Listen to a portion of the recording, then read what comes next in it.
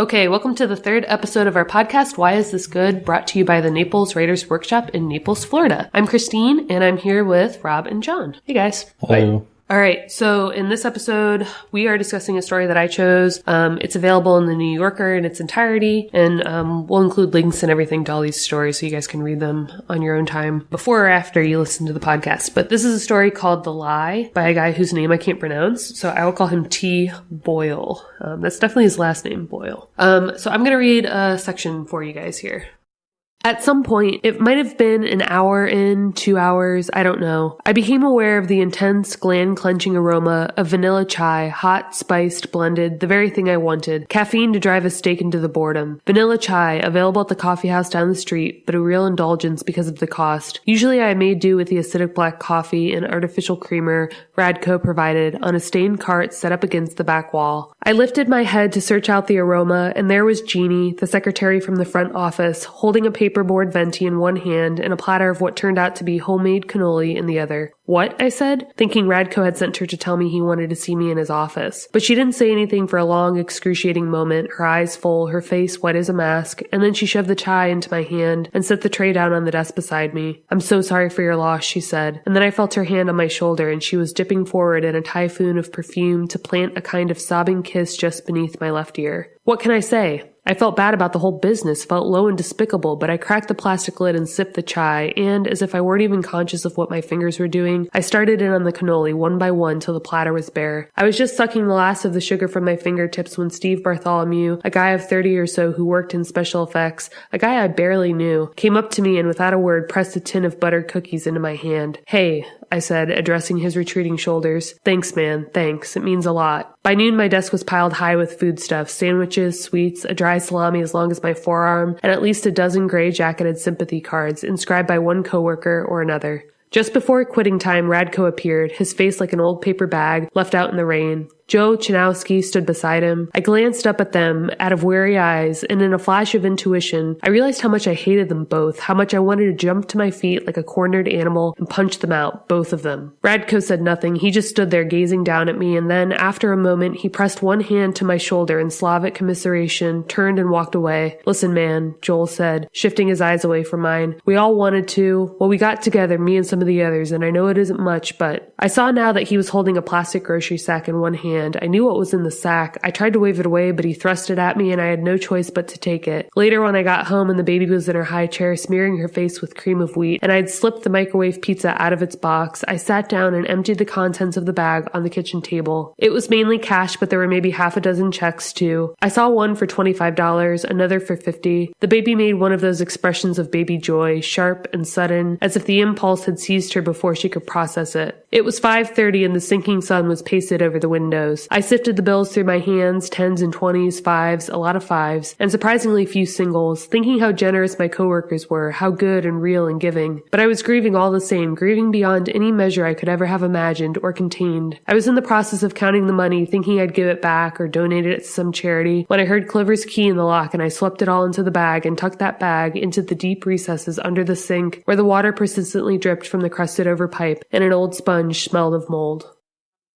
So I picked the story because I started paying for the New Yorker, not just for the free tote bag. I subscribed because I thought I had like the winning caption for a cartoon. But anyway, now I have access to all this fiction, right? And I can read all of it. I don't have to just do the 10 free articles. So totally worth it. And I came across this one and as soon as I started reading it and realized what this story was going to be about, because it's pretty immediate that he's going to lie about skipping work, but then he's going to lie about his baby getting sick. I just kept reading and reading, even though I hated the guy from first blush, you know. At first it's like, oh, you can totally sympathize with learning to skip work. And then it just spirals. So I picked it because it was one of those stories that kept you reading just because you wanted to see what happened, right? Even if you didn't like the guy. And man, by the end, I hated his guts. So this section though that I read, the section kind of talks about where I think it comes to a head for him. It's not really going to come to a head for him later where we see his wife confront him. It kind of comes to a head in this moment where he realizes that these people are very good people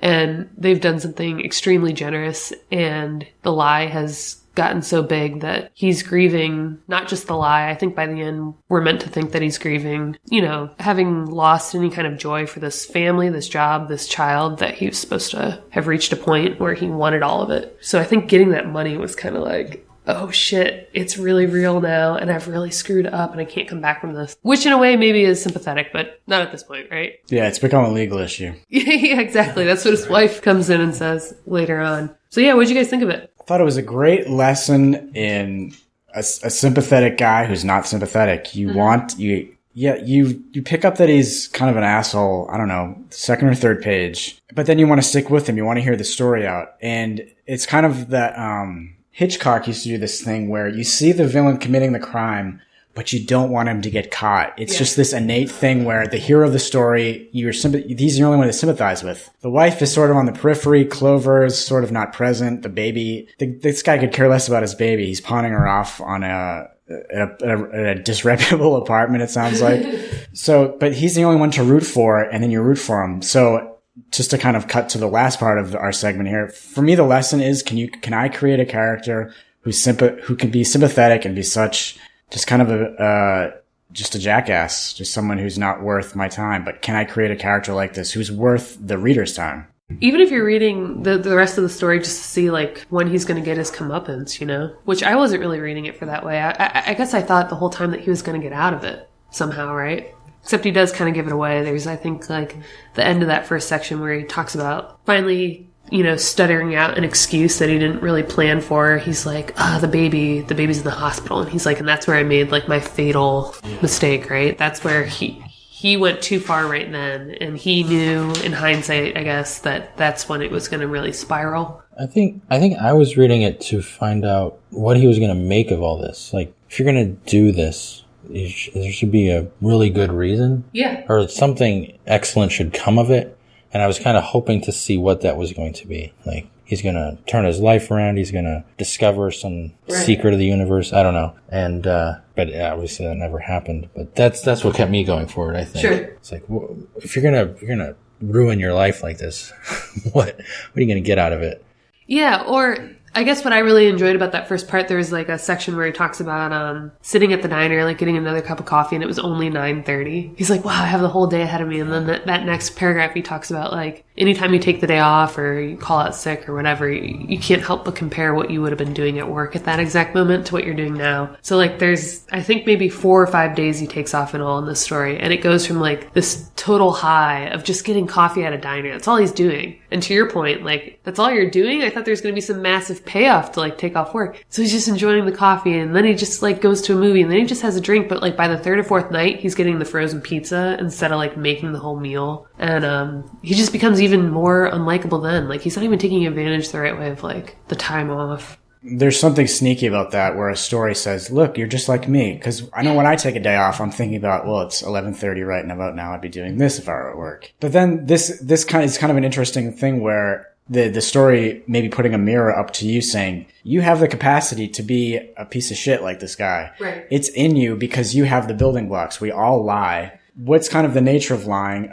I think you picked a really great section because there's a moment in the section Christine just read where he's sort of describing what it feels like to lie. However, he's talking about, I cracked the plastic lid and sipped the chai as if I weren't even conscious of what my fingers were doing, as if I weren't even conscious of the lie. The lie becomes like this sort of involuntary, autonomous appendage of your body that it's just like consuming more and more just bullshit. And so it's fun to see the nature of a lie just snowball and snowball. And you can relate to that sort of because we've all lied before. But of course, this is a story. It's dramatic. It's fun. Yeah. And this is a lie that proves to be one you can't explain away, right? I thought he was going to stop when he said like, the baby's sick. The baby's still sick. Baby's still sick. Baby's better. No, he made it worse at every turn. At first he was going to suggest leukemia, and then he's like, oh no, the baby's dead. And by that point you're out of excuses, right? You can skip and skip and skip. But I think it was like when he finally said the baby was dead, it was almost like, as the reader, you probably assumed like this is it for him, right? He cannot in good faith return to this job. Maybe he can tomorrow and next week, but at some point it's over for him. And then like at some point the wife is going to find out. I don't know about you guys too, but I kept thinking, just by flirting with this lie that your child is sick, that something really terrible was actually going to happen to the child. Like the whole time I just felt like sick that way. I was like, what's really going to happen to this kid? And thank God the kid is spared. Probably already happened. He already has that idiot for a dad. Oh yeah, he's just dropping him off at the babysitter. One thing that I thought was amazing, or one kind of what you were talking about with this losing control of it. Yeah. Everything he's doing, he always has a different plan. I'm going to say this, or I'm going to do this, and then when he gets to the moment, the lie takes over, and he does he digs a deeper hole for himself. So there's a lot of that setups where he says this is what it's going to happen, and instead something else happens. You know, the section you read with the money, he was going to give it away. Not the money, the food. Oh, yeah. The food, and he starts eating it. He can't help it. And like what you said he was going to say, he says, leukemia. That was what I was going to tell him. Right. The baby has leukemia. And then when Radko answered the phone, I couldn't help myself. The baby, I said, the baby passed.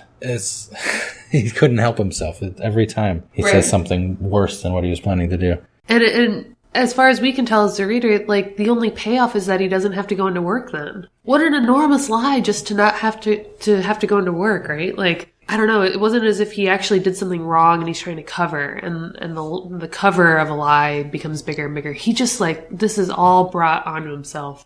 What did you guys think of the ending? So the end, he kind of says, like, the wife, has had this phone call, she realizes what this jackass of a husband has been doing the past week, asks where the money is, because, she's the newbie lawyer, so that's her concern. But he just kind of, like, gets up and leaves, and there's that sentence about, like, everything was a lie and they were already dead to me. Mm-hmm. Yeah, that was pretty powerful. It was, and I was also like, I guess this was what was happening for him, right? Like, he seems pretty miserable from the get-go in the story. He wakes up, he doesn't want to be there. His wife used to be sexy, but he's woken up to her 1,000 times. Yeah, she's still sexy, but he's over it. Right, exactly. There's this sense of kind of sleepwalking throughout the narrative that I found really interesting. Obviously, we wake up with the story. We wake up with him. But some of the time jumps are really sudden and interestingly so. He wants to surf. He's surfing. The taste of salt is in the mouth. All within the same sentence. And then he's gone and he's back. Or it happens again where he's hungry after the movies. And then he eats and then he's gone. And he's gone to the movies. We don't find anything. So I think that speaks to the nature of two things. I think it's the nature of lying. The lying just kind of perpetuates this, I gotta go. And it just kind of drags you along. And also just sort of the nature of storytelling. When we're telling a story, we're obviously lying, and just sort of the nature of how we construct a story or a lie, where it just sort of builds on its own. So I think if we read it from the fact that this could be a story about storytelling itself, and we sort of remove the fact that this guy's a piece of crap, then I think it become a kind of maybe a helpful instruction as far as how to compose your own lies as a storyteller. You hand the keys over to the narrator. You give him a set of, we feel like we know the narrator pretty quickly, so we give him a set of traits, and then he just kind of takes off on its own. Right. And I think that gives it kind of the sleepwalking sense. Well, that's a good way to describe it, because he seems to be like sleepwalking through his life, right? Mm-hmm. Like he just keeps going to work, or he wakes up and the same wife hands him the same baby. And he doesn't feel any passion about any of it. Like, one day is the same to the next. Even he talks about at work having to edit that same scene over and over, Everything for him is just so repetitive. So by the end, for me, that ending was like, wow, like, this, I can't believe that's what it was building to. How many stories have you read, or how many actual stories have you heard of people being unhappy with everything they've come to get for themselves, right? The wife, the baby, the job. And then throwing it all away. I don't think he doesn't go anywhere. So there's this line about the middle of the thing. He said, "I've been wrapped up in my grief, a grief that was all for myself, for the fact that I was 26 years old and going nowhere." And so he's spinning this lie, and it eventually is, when his wife finds out, he just walks out the door and says, "Now everything's dead to me," but he's still not going anywhere. Right. He didn't take this lie and, like I said before, use it to do something else. Mm-mm. He just took this lie and went and saw some movies and got in trouble and then left, and he's still that same guy. Right. I think like an interesting parallel then too is the brief snippet that we see with Clover, his wife, who sits him down one night and says that she wants to change her name. And for me, like, kind of reading that was like, oh, this is out of the blue. But I mean, if you think about it, his wife is changing, right? She's becoming a lawyer. She wants to change her name. She, maybe despite or because of having a family and a child, like has the freedom to reinvent herself somehow, but yet he feels stuck with these circumstances. So they seem to be in different relationships, right? Like she's flourishing because of these circumstances and he's like squandering them somehow, or at least he's unhappy. And I thought that was an interesting, almost like a subplot, right? We don't even ever revisit it. She's like, I'm going to change my name to what he ends up describing as like something you clean your toilets with. She wants to call herself Chloris. And he's like, what? And so she's changing and he's almost giving up. He's also an interesting narrator. I think the story does a good job of saying when you have a narrator who has a specific job, this guy's job is sort of a second-hand man to a film editor. He kind of logs a scene, logs all the dialogue. And so he kind of does that throughout his narrative. He's great at describing smells. He's really hung up on scents and sensory information. So I think that could be instructive to writers where if you have someone who has a specific job, show me that job, show me what it takes to have that, to do a good job with that particular employment, and then put it into the narrative, which is maybe not so influential in terms of the story, but just in terms of making kind of a 3D character, a 3D narrator. Yeah, he's rounded out, right? Yeah, but just it's cool to if you imagine someone who's a gardener, they're gonna be looking at, they walk into a house, they're gonna be thinking what's going on. It's gonna be all kind of ankle level stuff. So it's cool to think about someone who thinks from a very specific viewpoint. And that kind of leads into what we can take away from this. So, like Rob said before, well, what was the first thing you said about sort of copying like the time jumps, or was it? Yeah, just so within one sentence he wants to go somewhere, he's there, it's already done. So there's 3 different times in one sentence, which is really unusual. I don't see that a lot. Yeah, but it propels the story. If you think about it, it's a short story, but it covers, like we said, like maybe the span of a week overall, or like 4 or 5 days. Mm-hmm. So he gets you from day to day. You're not confused. It's chronological. But he also does a good job of like kind of explaining what he does each day, right? Even like you said, Rob, we don't know what movie he saw or how he felt about the movie, but we know that he went there, what he did after, what he did before. And to that point, I think we haven't really talked about the language that this guy uses, maybe because it's not really as much a part of the story as the last 2 that we read today, but everything is succinct. It's easy to understand. It's very clear. None of it's like unnecessary, but even in the section that I read, there are these like long sentences, right? With the long dashes and the comma. And all that sweeping language, I think it felt to me like the same momentum we feel with this lie building, right? Like his day just kind of like sweeps away. Momentum, that's good. Yeah. I thought the writing was just, it was great, but it was so good that you didn't think about it necessarily the whole time. He like dives into certain things that he does with a lot of detail, sitting in the diner, and then just elides over a lot of detail, going through a list of other things he does. Just the rest of the day, it's kind of, this one thing is supposed to have meaning. This other thing kind of fades away into just a series of actions that don't really have a lot to meaning. Yeah, because they're not dove into.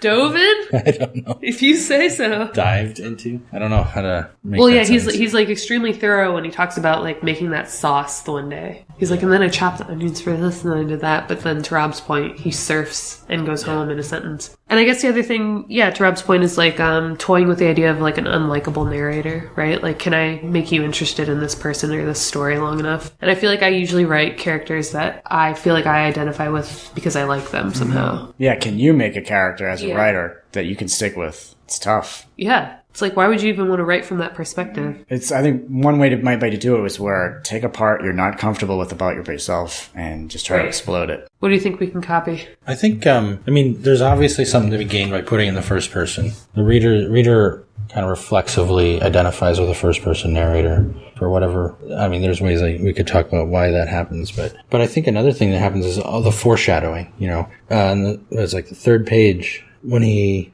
says, I made another leap, the one that would prove to be fatal. We know pretty early on that this lie is going to be the end of him. It's fatal. Whether it's not literally fatal or not, we don't know.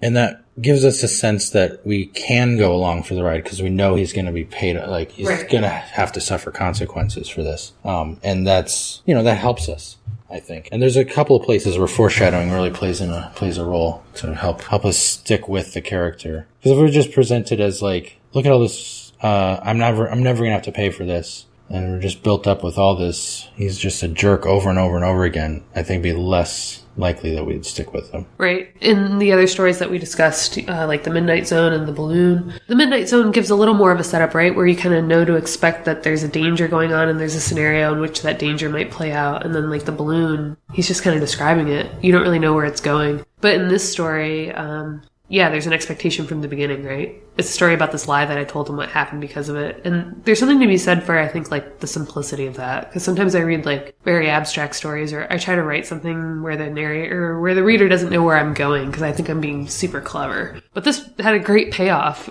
and I knew what was happening the whole time. Yeah, it was simple that way.